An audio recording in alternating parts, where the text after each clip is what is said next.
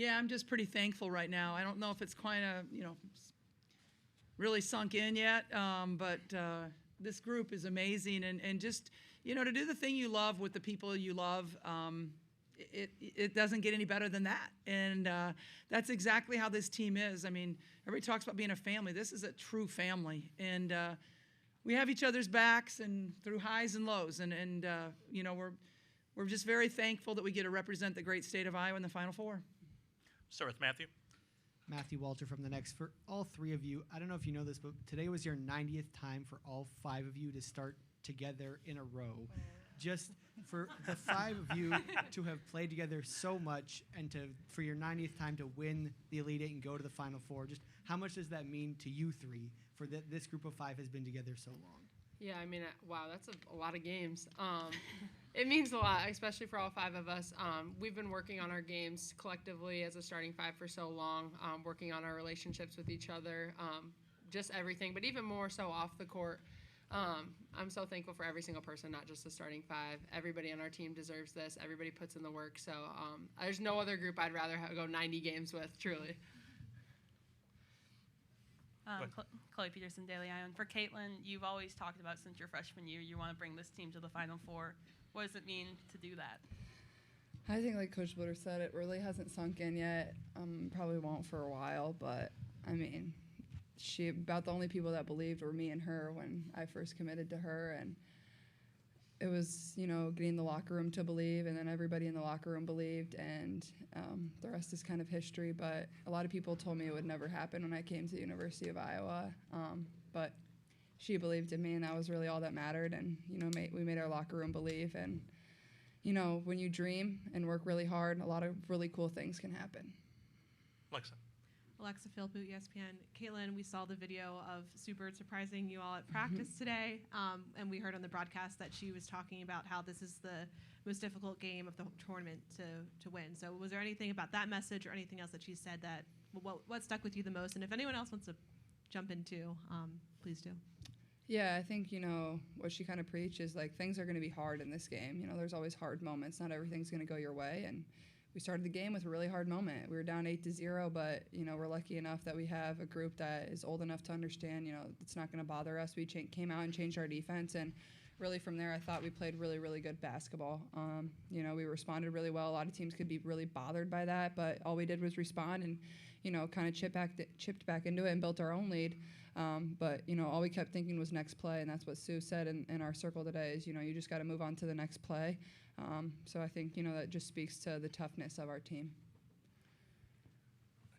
Kyle Huesman, Hawkeye Report. Question for any of the three players. Caitlyn, you just mentioned, how you guys went down 8-0 early in the game. What was kind of the message in that timeout, and what kind of changed after that to get into a rhythm and get things going? I just think we are such a veteran team that everyone just kind of knew we had to stay true to ourselves and just be ourselves in that moment. You could falter. I mean, that could have blown up a lot worse than it did, and I'm really proud of this group. And we really just focus on our defense one step at a time, and we know that our defense leads to our offense. And I think Caitlyn got a big steal there, and there was a couple other big defensive plays, and I think that's why we ended up coming right back in. Jeff Linder, Cedar Rapids Gazette. For any of the players, just tell me about the emotion of the day with Jan's dad and all that, and how you guys, probably rallied around each other, probably rallied around her. Yeah, I mean, she just is the epitome of an amazing person, amazing coach. And so to see her go through that, it's obviously super tough, especially in one of the highs of all of our lives. But her dad's dream was to see us do this, and so we knew we had to see it through for that, and I believe he was there with us every step of the way. So definitely an emotional day, all things considered, but I'm sure everybody is happy with the basketball outcome. Eden Lassie, Just Women's Sports. Caitlyn, every time you ask the crowd to, get louder, they always answer. They always do what you ask. What's it like kind of having, a whole arena wrapped around your finger like that? You feel kind of powerful. It's kind of cool. But no, I think, first of all, you have to have fans that are here supporting you. And that's the first thing. I thought our fans were incredible. Whether you're from out here west or you're traveling from the Midwest or the state of Iowa, I just thank you for coming. And we need you in Dallas. The job's not finished. But I mean, when we go on a run like that and get stops, and the energy in the crowd is pretty incredible. So I don't think people will realize how much that affects us on the court. It really is huge for us when we can play into that. But there was a lot of little kids out there screaming and cheering for us, which I think is the coolest thing. In the back. Sabrina Merchant, The Athletic. When you guys think about how last season ended, what makes you a better team now than you were a year ago in March? Yeah, I honestly just think that it's our confidence in each other. I think we've had those experiences. Like someone said, I mean, it's been 90 games that we've all started together, and just our ability to be able to know every move that the other person is going to do. And I just think our ability to just respond in all those different situations. And since we had those experiences, I think that really led us up for success this year. And when you don't have those experiences, you can't learn. So we were able to learn in so many different facets, especially throughout the Big Ten season. So. We're going to go to the Zoom room. Susan Harmon, go ahead. Susan Harmon, HawkFanatic.com. Congratulations, you guys. What happened there in the third quarter? That seemed to be when you took control of the game. I just really think we locked down on our defensive possessions. We always talk about our defense leading into our offense. And it really felt like it was flowing right there. And it honestly just really felt like we finally really clicked playing Iowa basketball like we knew we could. It just really felt like everything was flowing, and that's the point of a game that you're always trying to get to. Granted, basketball's a game of runs, and that was our biggest one. But just the confidence that kind of we felt in that moment was huge, and it definitely helped us down the rest of the game. And I also think, they come out in a box and one to start the third quarter, a defense we haven't seen in a couple games, and nobody's flustered. Gabby steps up after, I think, missing 4 threes in the first half, 3 of which rimmed in and out and went off the backboard. So I think that speaks to Gabby's confidence. She makes 2 huge threes for us, and, then I make a 3, and he has to use a timeout. And it's really like, what do you do from there? Because it felt like that was their last resort defensively. So, we're never flustered by stuff they throw at us, and I think, that's the difference. Hi, Talia Minsberg with the New York Times. For any of you guys, I'd love to hear, your coach said before the game to focus on just being you, not focus on all the expectations. What does it mean to just be you? What does it mean to be a member of Iowa women's basketball team? Honestly, I think it's just pouring into your teammates and loving each other and doing it for each other. No one is greater to the left or to the right of you, and just knowing that we are a team and that everyone matters no matter their role. And I think that we've just really bought into that, especially this year.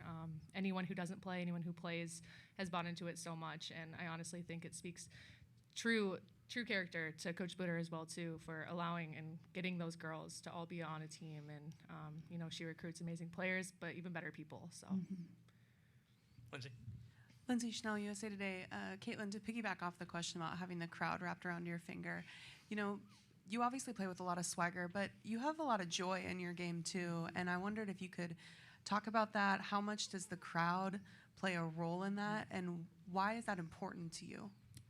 Yeah, I think that's when I'm playing my best basketball, is when I'm playing, when I'm having the most fun out of anybody on the court. I love to play this game. I've dreamed of this moment since I was a little girl. I've always, wanted to take a team to the Final Four and be in these moments and have confetti fall down on me. But I play this game because I love it, and it brings joy to me, and it brings a lot of joy to other people because of our team is so fun to watch. I don't play it to hoist a trophy, whether it's individually or with my team. That just comes with the joy and the passion that we play for and how much fun we have with one another. So, I think it's just who I am at the end of the day. Is I'm a fun person off the court too, maybe a little too goofy at times, but I think that's what makes basketball so fun for me. Kevin Pelton, ESPN. Caitlyn, saw you made a beeline to go get the game ball after the game ended. Mm-hmm. Were you in kind of the moment able to understand the historical significance of a 40-point triple-double in the Elite Eight? Not really, probably, but I did want the game ball, so I chucked it to my dad. I hope the NCAA, I hope they got out of the arena in time so the NCAA could chase him down, but I told him to run. I'll get it later at the hotel.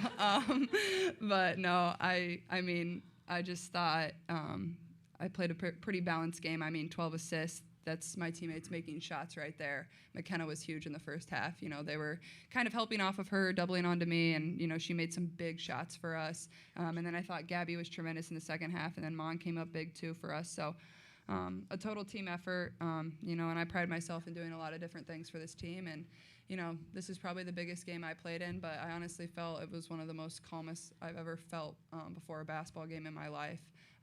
You know, I believed and I visualized to be in this press conference with a hat and a shirt around me. So here we are. Unfortunately, we are out of time. Oh, perfect. Yeah. And they couldn't be happier. Caitlyn, McKenna, Monika, congratulations. But Coach Bluder is glad to be here with you, so we'll reopen it for questions. We'll start with Doug. Hey, Coach Doug Feinberg, the AP. Congrats on getting the Final Four finally. I mean, could you think of a better script than an Iowa kid having one of the greatest performances in the history of the NCAA tournament to get you guys there?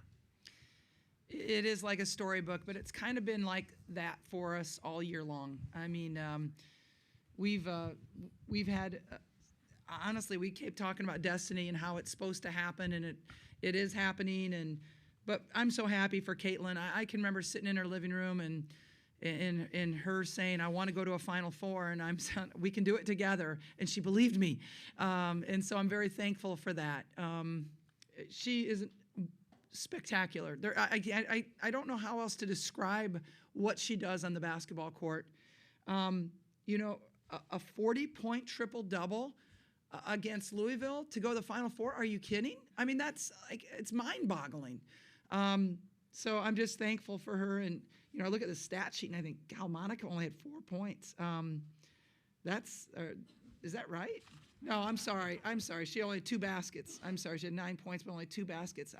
I don't know that I could have thought of coming in and winning this game and Monika only having 2 baskets. I really don't. But it's because of Caitlyn and what she did out there. Lindsay Czinano, USA Today.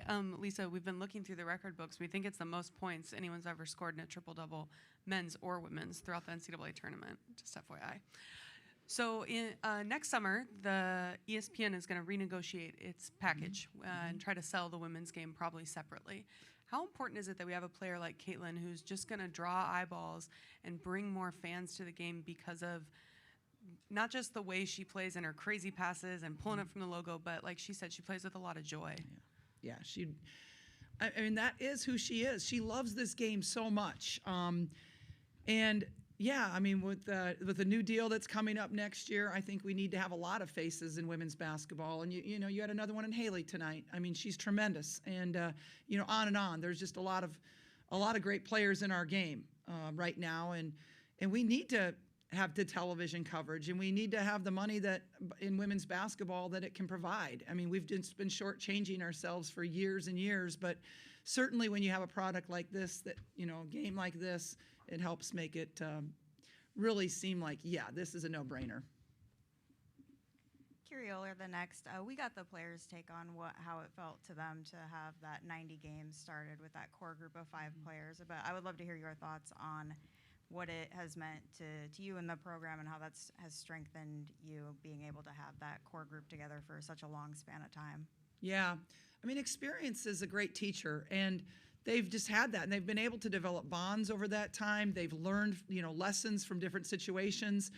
You know, when Monika said she was going to come back for a 5th year, we really believed that we could do something great with this team that was coming back. And so, you know, that was a huge portion of this. I mean, if Monika wouldn't have come back, you know, it would have been really, really, really hard to do. And Caitlyn knows that. And so we're very thankful that she, you know, chose to come back for a 5th year. And but yeah, these guys, I mean, you know, you could get sick of each other after that many games, right? They honestly love each other. Kyle Huseman, Hawkeye Report. You guys really took control in the third quarter. Kind of a 2-part question. First off, what started working on the offensive side to really get the ball rolling? I mean, 30 points in the third quarter. And then on the defensive end, just talk about, you know, the way that Gabby Marshall played in the second half to hold Haley Van Lith to 2 of 9 shooting. Yeah, I mean, Haley and Crislin were the 2 that were hurting us in the first half. And so we had to do something. And I thought we did, you know, Gabby Marshall did just a great job of hounding Haley all over. And then, you know, Crislin doesn't have a 3 the rest of the game. So defensively that we were really locked in at halftime. And I thought we did a good job of rebounding the ball. I mean, this is a good rebounding team in Louisville, and we did a great job rebounding against them. And we were in the first half as well. So I thought, really is our defense, and they came out in a box and won. And man, the kids just remembered exactly what to do against that box and one, and it was perfect. I mean, Gabby caught fire there. McKenna had some beautiful threes in the first half, but Kate Martin had one. We've always believed we have a lot of great shooters, and you really can't, do that junk against us because of that. So I think we proved that again tonight. Chloe Peterson, Daily Iowan. Caitlyn obviously mentioned you and her had to convince the team that you can make it to a Final Four. When did that kind of start changing? Was it when Monika came back for that 5th year? No, I really think it started at the the ending of Caitlyn's freshman year when we beat Kentucky to go into the Sweet 16 during COVID in the bubble. That bubble really brought us together. I mean, you're living in that hotel in a bubble for 2 weeks together, and that actually really, I think, brought us together even more. But then, last year was such a disappointment to us because I think we really could have done some special things last year. But just being able to rewind and do it again this year, it's amazing. It's just really special. Kevin Pelton, ESPN, you talked about what a special individual performance this was by Caitlyn. Are there some performances from the past, from your experience around the game, that kind of compare or that you would put up with this? I'm not very good with my memory on those type of things. She's had triple doubles, right? Is this her 6th this year? Yep. 6th this year. So it's happened before, and it's funny because the better the opponent, almost the better she plays. It's like she locks in on those when we're playing against top 25 teams, and that's when she really, her statistics even go up even more against great opponents. And maybe it's because she's playing more, too. I mean, that's a possibility. But I just think she's the most complete player. I mean, 12 assists. She's going to be mad at her turnover. She's going to be very mad about that. Rebounding, defensive rebounds, gets the ball into her hands for transition opportunities. I think somebody asked me about the third quarter, too. I'm done. Sorry. Eden Lassie, Just Women's Sports. McKenna was talking about how everyone on this team knows their role and embraces it. And, we all sit here, obviously, and ask you the most about Caitlyn. The fans are responding to her. She's getting all the attention. But how special is it to have a group that just doesn't care about that and is just going to do their jobs? I think it's because Caitlyn is the hardest worker. Everybody knows this means so much to her. And it doesn't mean a lot to all of them, but they all know that. And it takes one person to dream it, right? And if you can get other people to follow in line, and that's what this team has done. But Caitlyn was the one. She was the one that said, we're going to the Final Four. And she kept saying the paper, and I was thinking, quit doing that, man. So I learned a long time ago not to always give your goals away to people because there's a lot of people that want to tear them down. She wasn't afraid of that goal. She wasn't afraid of putting it out there, and not only in her circle, but out to anybody. But I think this team, one of our values is everyone matters. And it's one thing to have it written on the wall, when you walk into our locker room. It's another thing to live it, and we live it every day. Everyone is so important on our team. And I'm talking about every assistant coach, every support person, every practice player. They are all valued. And I think when you see the joy that these kids have, like the managers and stuff, like you understand they're vested, and that's because we are vested in them. Alexa Philpott, ESPN.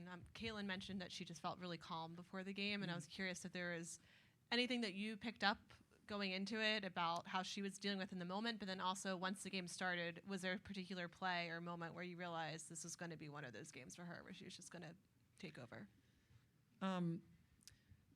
I can't imagine the pressure she's under. And I think kids have more pressure now with NIL opportunities, right? Because they have this brand and they've got to live up to all these expectations, these extra expectations that they didn't have, 3-4 years ago. So for her, she's really done a great job, I think, of just really calming herself before every game and taking the same approach every game. And we didn't talk about Final Four a lot. We talked about, playing 40 minutes, like every other game. And we went about today like every other game. We didn't do anything different or special. So I think having that routine is good for her. You know, when did I know she was going to have this kind of game? I think in that the second quarter seemed pretty spectacular to me. I thought the first quarter she took a couple rushed ones. But, you know, how can you argue with that when she has 41? Pretty hard to argue with it. This will be our last question, Lindsay. Lisa, there's lots of great players who have never made it to a Final Four. You coached one a few years ago in Megan. So I wondered how satisfying this is for you that you helped her get there. Oh, it's incredibly satisfying. And I know Megan set her alarm over in Athens, Greece, where she's playing right now to watch this game. She's texting us this morning. She's so happy. I mean, we had players out here that were from when we recruited and coached 20 years ago. I mean, it's so special. But yeah, I mean, it feels great. And every Hawkeye that's been since then, you know, every Hawkeye for the last 30 years that has wanted to get back to that Final Four, you know, they're a part of this. They really are, and I want them to know they're a part of it.